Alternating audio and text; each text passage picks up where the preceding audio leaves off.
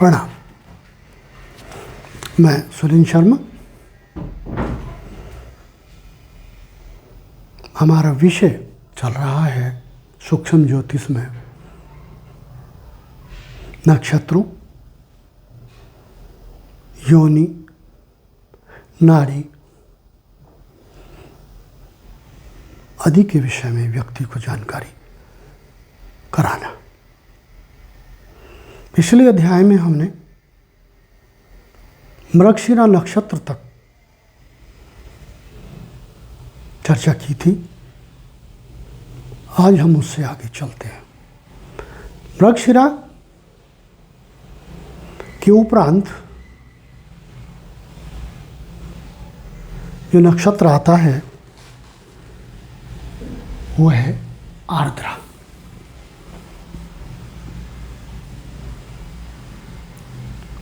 आर्द्रा का स्वामी होता है राहु। जिन लोगों के नाम कु, छोटा कु, घे और घा जैसे घटोत्कच या घासीराम, घे भी है और घा भी है, दोनों इसी के अंदर आएंगे दूसरे चरण में। रे और डे, छ और छा, जिन लोगों के नाम इन अक्षरों से प्रारंभ होंगे उन सभी लोगों का आर्द्रा नक्षत्र होगा। और उन सभी लोगों की श्वान नाड़ी हो, श्वान योनि होगी। हंस उत्तम योनि। परंतु कठोर नक्षत्र, क्योंकि आर्द्रा कठोर नक्षत्र है और इसका स्वामी राहु होने से व्यक्ति का स्वभाव राहु जैसा ही होगा। नाड़ी आदि, ये सब लोगों की नाड़ी आदि होगी। जिनके भी नाम इन अक्षरों से प्रारंभ होंगे उन सभी की नाड़ी आदि होगी। और उन सभी की राशि मिथुन होगी, क्योंकि मिथुन पहले से प्रारंभ हो गई थी और यहाँ भी चलेगी। वहाँ 2 चरण आए थे, 4 चरण यहाँ आएंगे, 6 चरण हो जाएंगे। तो यहाँ तक मिथुन राशि होगी, आगे भी चलेगी। 3 चरण आगे के भी आएंगे। अब आगे जिन व्यक्तियों के नाम के कई, को, कौ जैसे कौशल, जैसे कोमल, कोमल पे 1 मात्रा आएगी, कौशल पे 2 आएंगे। है या हा, इन अक्षरों से प्रारंभ होंगे और ही या छोटी ही, इन 4 अक्षरों से जिनके नाम प्रारंभ होंगे उन सब का नक्षत्र पुनर्वसु होगा। चरण सम्मुख लिखे हैं, क्योंकि पंडित जी लोग जब कुंडली मिलाते हैं या गुण मिलाते हैं तो ये पूछते हैं कि जन्म नामाक्षर बताओ पहला। कुछ पंडित जी लोग बोलते नामाक्षर से गुण मिलाते हैं, कुछ जन्म नामाक्षर से मिलाते हैं। अब ये तो उनका व्यक्तित्व जाने, उनकी सोच जाने, लेकिन वस्तुतः उत्तम गुण मिलान सभी के लिए जन्म नामाक्षर से होता है। बोलता नामाक्षर तो हमारे द्वारा रखा जाता है। हम अपनी संतान का नाम महेंद्र भी रख सकते हैं, लेकिन यदि किसी यारे प्यारे व्यक्ति ने परिवार में उसका नाम तनु रख दिया तो उसी का नाम पहले महेंद्र था, फिर तनु हो गया। तीसरा कहने लगा कि नहीं, ये अच्छा नाम नहीं है, इसका नाम सुभाष अच्छा है। तो जो यदि तीसरा नाम व्यक्ति प्रभावशाली है तो वो नाम सुभाष हो जाएगा। अब व्यक्ति तो एक ही है लेकिन अक्षर 3 हो गए, तीनों की राशि, तीनों का नक्षत्र अलग अलग हो गए। परंतु यदि हम जन्म नक्षत्र लें तो उसका पहला अक्षर एक ही होगा, उसे उन तीनों में से या किसी और में से कोई बदल नहीं सकता। इसलिए उत्तम विधि यही है कि नाम के पहले अक्षर से, जन्म नाम के पहले अक्षर से ही गुणों का मिलान किया जाए। पुनर्वसु का स्वामी गुरुदेव, इसलिए ये सब लोग शांत स्वभाव के होते हैं, उत्तम सोच के होते हैं, कम झगड़ालू होते हैं, गुणी होते हैं, शिक्षा के प्रति आकर्षक होते हैं, आकर्षित रहने वाले होते हैं, क्योंकि इन सब के नक्षत्र पर बृहस्पति का प्रभाव पड़ता है। इनकी योनि मार्जर, मध्यम योनि, नाड़ी आदि और राशि मिथुन तक है। अब नाड़ियों का वर्णन मैं जहां करूंगा वहां बताऊंगा कि आदि नाड़ी किन लोगों की होने के उपरांत उसका क्या लाभ हानि होगा, किससे मेल खाएगी, किससे नहीं खाएगी, इस सब का प्रभाव आगे स्पष्ट होगा। अब अगला नक्षत्र, जिन लोगों के नाम हु, छोटा हु, हो, हे, हई, हो, हाउ, डा या डे, जैसे बहुतों के लड़कियों के नाम डलिया, पुरुषों के नाम डालचंद, दोनों इसी में आएंगे। और इन सभी का पुष्य नक्षत्र होगा। पुष्य नक्षत्र का स्वामी शनिदेव होते हैं और शनिदेव के विषय में सब जानते हैं। हर शनिवार को लोग तेल चढ़ाने वाली लाइन में लगे रहते हैं, तो उन्हें ज्ञात है कि भाई शनि का प्रभाव कैसा होगा। जैसा उसके नक्षत्र के स्वामी का स्वभाव, ऐसे ही व्यक्ति का व्यक्तित्व, वैसा ही व्यक्ति का मानसिक स्वास्थ्य, वैसा ही उसके चिंतन का की स्थिति और वैसा ही उसका सोचने का, समझने का, बोलने का प्रभाव। ये उसका उसके नक्षत्र के स्वामी से प्रभावित होगा। मेष योनि, इसको महिष भी कहते हैं, कहीं मेष लिखिए कहीं महिष लिखिए। और मध्या नाड़ी और कर्क राशि, इन लोगों की यहाँ से आगे कर्क राशि शुरू हो जाती है, क्योंकि इसके 3 चरण इधर चले गए पहली राशि में, यहाँ से कर्क राशि प्रारंभ हो गई। तो ये 4 चरण और 1 5, तो आगे के 5 चरण में और आइए कर्क राशि में। अब अगला नक्षत्र, जिन लोगों के नाम डी, छोटी डी, डू, छोटा डू, डे या डई, डो या डऊ, इनसे प्रारंभ होंगे, उन सभी का नक्षत्र अश्लेषा होगा। अश्लेषा जटिल नक्षत्र होता है, यह नक्षत्र गंडात के पास आता है, जटिल नक्षत्र होता है। इसका स्वामी होता है बुध। बुध का स्वभाव चपलता,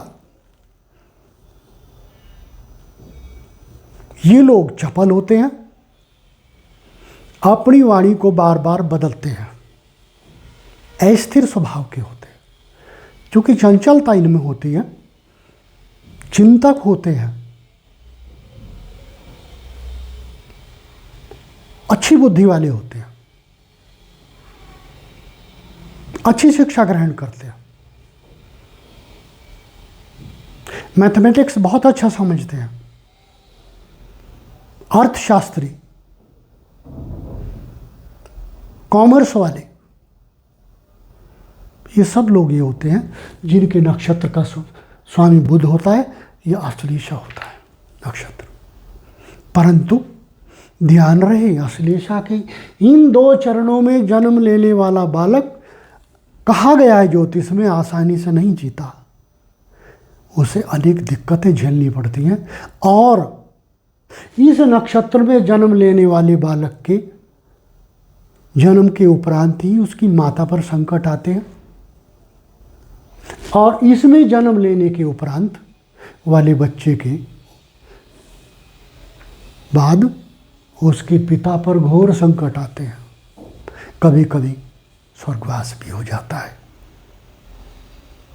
इसका प्रभाव सामान्यतः देखा जाए तो पिता की कुंडली में उसकी आयु कितनी है उससे पर ज्ञात होता है, लेकिन यदि आयु कम है तो स्वर्गवास हो सकता है, और आयु दीर्घ है उसके पिता की, उसकी कुंडली से, तो बीमारियां, आर्थिक संकट, सरकारी नियमों की संकट, घाटा, एक्सीडेंट आदि आदि हो सकते हैं, ऐसा ज्योतिष कहती है। इस नक्षत्र वाले की योनि मार्जर, नाड़ी अंत्या और राशि कर्क होती है।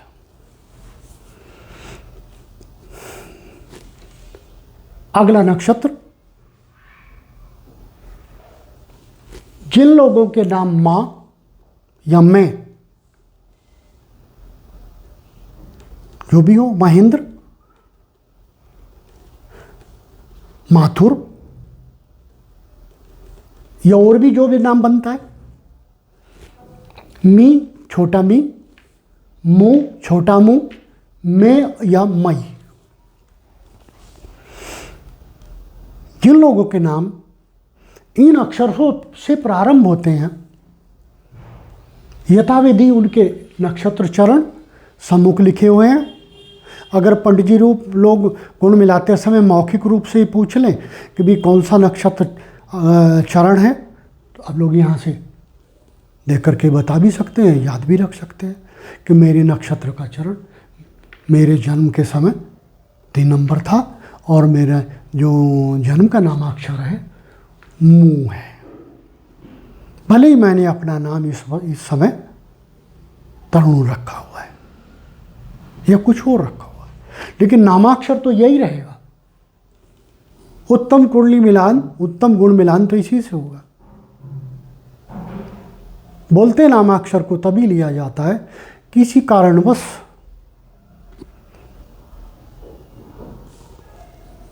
जन्मते बालक की डिटेल नहीं लिखी जाती, उसके विषय में पूरी जानकारी नहीं होती, कब जन्म हुआ, किस समय जन्म हुआ, जन्म के काल में ये सब चीज़ें नोट करने से रह जाएं, तब बोलते नाम को जो है इस विषय के लिए चुना जाता है।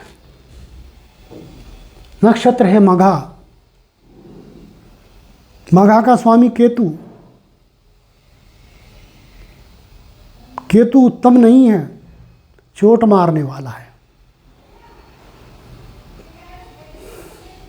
चोट मारने में ज़्यादा विश्वास करता है। ठीक इसका स्वभाव वैसा ही है जैसा मंगल का स्वभाव होता है।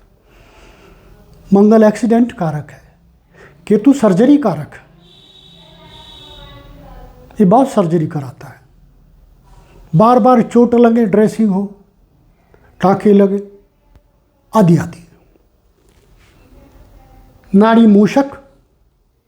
मूषक तो सब जानते हैं, चूहा, सॉरी योनि मूषक और नाड़ी अंत्य, और इन सब की राशि होती है सिंह। अब देखिए, सिंह राशि तो सभी जानते हैं, गर्म राशि, गुसैल राशि, और गुसैल राशि का स्वामी सूर्य होता है, सिंह का। सूर्य का प्रभाव जब केतु पर पड़ेगा, व्यक्ति झगड़ालू हो जाएगा, रोज चोट लगवाएगा, सर्जरी कारक हो जाएगा।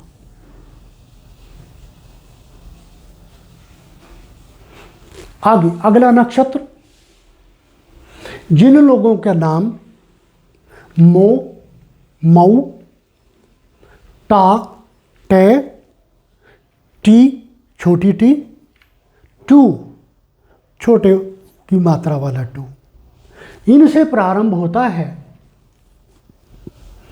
उनका नक्षत्र चरण तो सम्मुख लिखा हुआ। इन सब का नक्षत्र पूर्वा फागुनी होता है।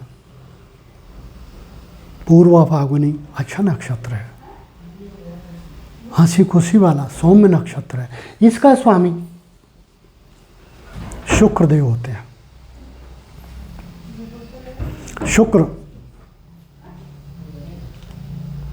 हंसी खुशी से रहने वाला, उत्तम स्वभाव वाला, ठाठ से खा पी कर सो जाने वाला, ऐश लूटने वाला, उत्तम संसाधनों सौंदर्य साधनों का प्रयोग करने वाला, इस प्रकार का ग्रह होता है। इसीलिए पूर्वा फागुनी जिन लोगों का नक्षत्र होता है, उनका स्वभाव भी लगभग ऐसा ही होता है। नाड़ी मूषक,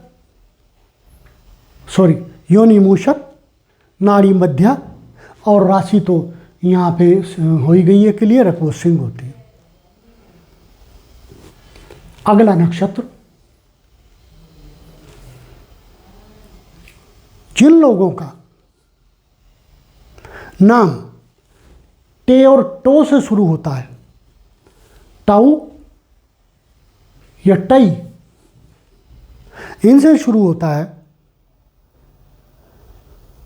उनका नक्षत्र उत्तरा फागुनी होता है, जटिल नक्षत्र होता है। योनि गो होती है, गाय, नाड़ी आदि होती है। जिन नक्षत्रों का स्वामी सूर्य होता है, वो गर्म नक्षत्र होते हैं, झगड़ालू होते हैं, अन्य लोगों के हित का कम सोचते हैं। ऐसे लोग मार्शल होते हैं, मारपीट करने वाले। राशि का स्वामी सिंह सूर्य, नक्षत्र का स्वामी सूर्य। सूर्य तेज कारक है। ये लोग निरंतर अपना प्रभाव जमाए रखने का प्रयास करते हैं। इस प्रकार का इनका चिंतन होता है। क्योंकि सिंह हावी है गाय पर, इसलिए योनि भी यहाँ इनकी कम काम में आती है।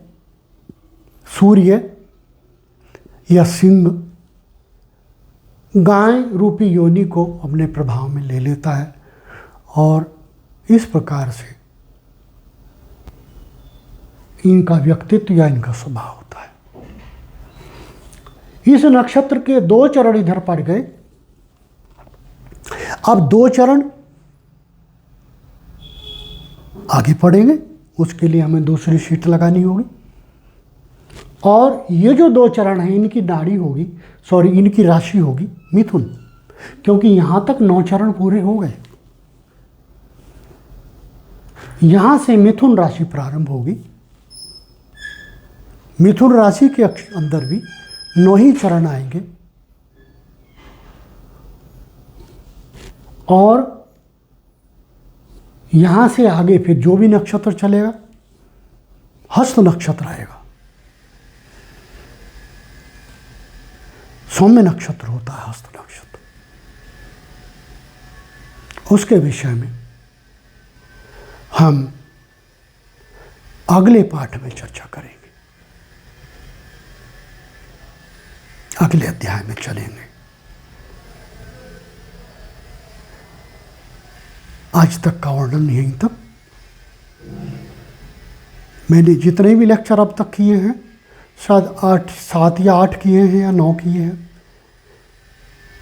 यदि श्रोताओं को इनमें कुछ रुचि हो और कुछ ऐसा नया मिला हो जो पहले प्रदत्त ज्योतिष वक्ताओं द्वारा दिए गए वक्ताओं या लेक्चरों में न हो, भिन्न हो, ये अच्छे लगे हों, तो रिक्वेस्ट है